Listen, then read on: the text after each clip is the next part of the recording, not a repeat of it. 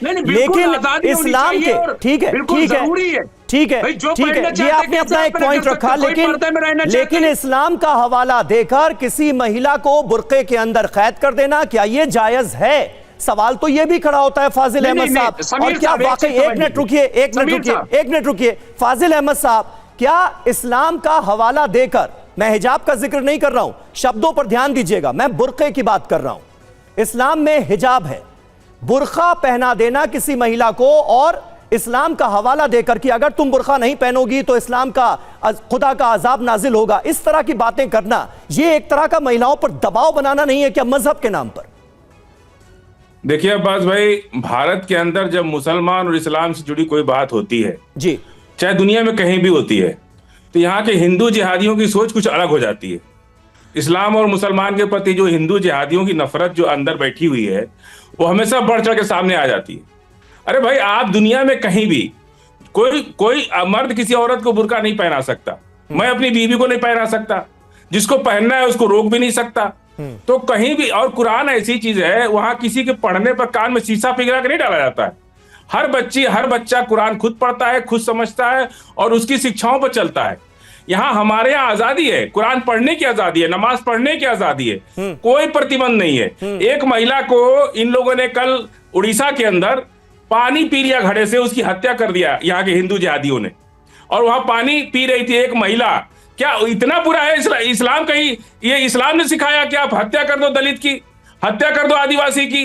एक आदिवासी महिला ने घड़े से पानी पी लिया। आप कहां पहुंच गए फाजिल साहब? उसकी हत्या कर दी। मैंने श्रीराज जी को टोका, आपको भी टोकूंगा। ये हिंदू जिहादी क्या होता है? मैंने पहले ही कहा था कि एक दूसरे के खिलाफ नहीं, सुनिए, नफरत मुसलमानों से रखते सुनिए हैं। आप पहले, इन्होंने कैसे मुल्ला कहा? एक दूसरे के खिलाफ कैसे मुल्ला कहा? मैंने टोका उनको, मैंने टोका उनको उसी वक्त। मैं आपको भी टोकूंगा कि डेरोगेटरी कमेंट इस तरह के नहीं होने चाहिए। आराम से बात कीजिए। एक आदिवासी महिला की हत्या कर दी, कल की उड़ीसा की घटना है। नंबर एक बात। आपसे सवाल क्या पूछा गया फाजिल साहब? चलिए मैं आपके सवाल पे आ रहा हूँ।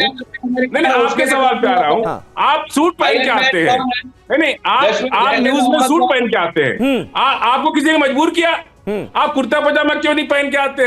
आपको किसी ने मजबूर किया? हमको किसी ने मजबूर किया? ये बाबा जी गेरुआ वस्त्र पहन के बैठे, इनको किसी ने मजबूर किया? सबकी अपनी चॉइस है, कोई किसी को मजबूर नहीं करता है, कोई भी किसी को जबरदस्ती नहीं कर। सरकारें कभी कभी अपने तरीके से, उनके दिमाग में जो भी चलता रहता है, वो उस तरफ अपनी सियासत रोटी को सेकने के लिए भी सरकारें कानून बनाती रहती हैं। भारत में बहुत से भी कानून मुसलमानों के खिलाफ, इस्लाम में सिर ढकने का जिक्र है या चेहरे ढकने का जिक्र है? सीधा सवाल पूछ लेते हैं। मैं हम इस्लाम क्या है ये हम तो टोपी लगा के नहीं बैठे, मुमताज भाई भी टोपी लगा के नहीं बैठे। मैं आपकी पर्सनल राय जानना इस मसले को लेकर चाह रहा हूं कि इस्लाम में है क्या?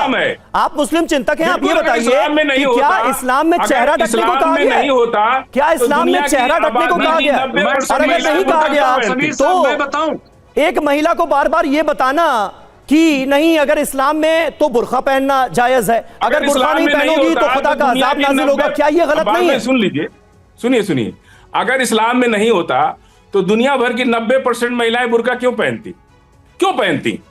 सवाल इस बात का है कि मेजॉरिटी पॉपुलेशन, हो सकता है 10% महिलाएं दुनिया में न पहनती हो, लेकिन 90% पूरी दुनिया की औरतें बुर्का पहनती हैं। इसको तो आप डिनाई नहीं कर सकते। तो आप कैसे कह सकते हैं कि इस्लाम में नहीं है? अगर हाँ, ये जरूर है कि कुछ लोगों को छूट दी जा सकती है। मुमताज साहब, आप जवाब दे दीजिए, आप जवाब दे दीजिए। क्या इस्लाम चेहरा ढकना सिखाता है कि चेहरा ढककर चलो, या फिर हिजाब की बात की गई है, सिर को ढकने की बात की गई? इस्लाम में ये सही कह रहे हैं कि इस्लाम में हिजाब है कि बाल आपके न दिखाई दें, जिस्म के वो हिस्से दिखाई न दें जिससे शहवत पैदा होती है। बिल्कुल सही आप कह रहे हैं, लेकिन जब इंसान तकवा की तरफ बढ़ता है, जब इंसान और ज्यादा मजहबी होता है और ज्यादा दीनदार होता है, तो वहां और फिर वो फॉलो करता है और ये सोचता है कि भाई हम जो है किसी को चेहरा नहीं दिखाएंगे। ये इस्लाम जो तकवा और परहेजगारी की बात है समीर साहब, उसको समझिए। जब मुत्तकी हो जाती है कोई औरत या इंसान, आदमी देखिए मुसलमान है, लेकिन जरूरी नहीं कि बहुत बड़ी बड़ी दाढ़ी रख के, बहुत टोपी रख के, बहुत सारी चीजें, लेकिन जब वो धीरे धीरे स्पिरिचुअल होता चला जाता है, धीरे धीरे वो इस्लाम के। अरे भाई मुमताज साहब, आप इतनी लंबी चौड़ी कहानी बता रहे हैं, आप क्यों नहीं ये कहते कि इस्लाम में, जैसा कि आपने अभी मेरी राय से बिल्कुल इत्तेफाक रखते हुए ये बात कही कि इस्लाम में सिर ढकने की बात कही गई है, हिजाब की बात कही गई है, तो बुर्के के खिलाफ आप लोग मुहिम क्यों नहीं चलाते कि भाई चेहरा ढकना इस्लाम में कहा ही नहीं गया है, ऐसा ना किया जाए? मैं तो ये देख रहा हूं कि बुर्के बढ़ते जा रहे हैं हर जगह। मैं तो अपने देश की बात कर रहा हूं। मुमताज आलम साहब, हमने क्या कहा कि तकवा नहीं, मतलब मना कर दे कि आप तकवा इख्तियार न करो। अरे समझाइए तो कि इस्लाम में सही गलत क्या बताया गया है? इस्लाम में हिजाब कहा गया है, बुर्के को लेकर कोई ताकीद नहीं की गई है, लेकिन अगर कोई इसमें दिक्कत है। परहेजगारी की तरफ बढ़ रहा है तो मना कर दिया जाए। समीर साहब क्या बात कर रहे हो आप?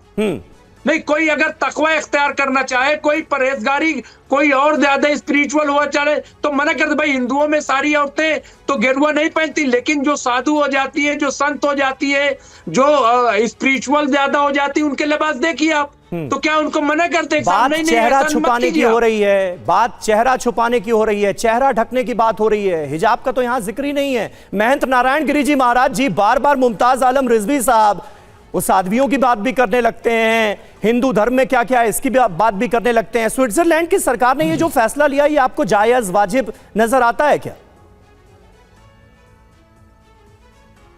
मैं तो कहता हूं कि पूरे भारत में भी ये कानून लागू होना चाहिए। और स्विट्जरलैंड के हम नागरिक नहीं है तो वहाँ का जो कुछ हो रहा है तो यहाँ के लोगों को, मुल्लों को क्या तकलीफ हो गई?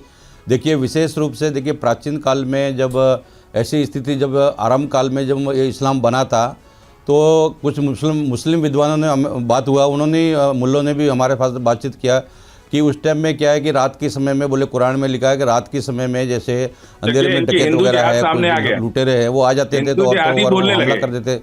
तो उसमें देखिए कि वो जो कुरान में लिखा है कि रात को 12 बजे जो है 12:31 से बुर्का पहनने का और सुबह 4 बजे तक बुर्का को उतार देना है, ये जो है उसमें। और ये जो 700 साल मुगलों का राज जो मंगोलिया से लुटेरे आए थे भारत में, इन्होंने ये जो घूंघट की प्रथा है, घूंघट की प्रथा शुरू किया। प्राचीन काल में कोई भी घूंघट की प्रथा, प्राचीन काल में कोई घूंघट की प्रथा नहीं थी, कोई घूंघट की प्रथा नहीं थी। इस्लाम जो हमेशा से लुटेरों का है और लोगों को लूटना है, मारना है और कत्लेआम करना है कि भाई जब मैं आपसे सिंपल एक सवाल पूछ रहा हूं, क्योंकि तर्क ये दिया जा रहा है कि भाई